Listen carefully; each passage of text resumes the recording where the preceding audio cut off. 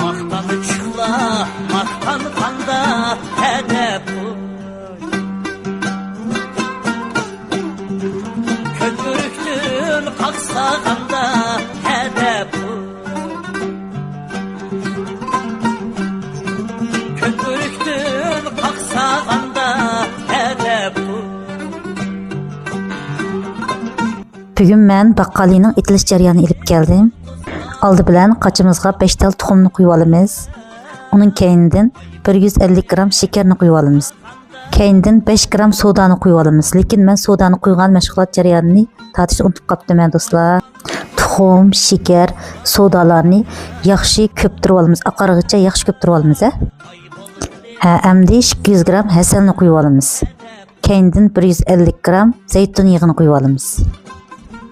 Bularni yana yaxshi bir aralashtirib olamiz. Aralashtirib bo'lgandan keyin 75 gram suv quyib olamiz. Keyindan yong'oqni silib olamiz. Yana birdam aralashtiramiz. Endi tayyorlab olgan 350 gram unni silib olamiz. Bularni yana davomli aralashtirib olamiz. Yaxshi aralashtirib tayyor qilib olamiz. Endi lisimizga may qog'ozni silib, aralashtirib tayyor qilgan aralashmamizni to'kamiz.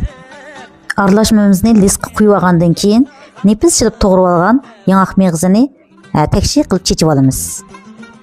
Yong'oq meg'zini chechib bo'lgandan keyin oldin 160 gradusda 50 minut to'g'rilab qizitib olgan duxovkamizga silib pishirib olamiz.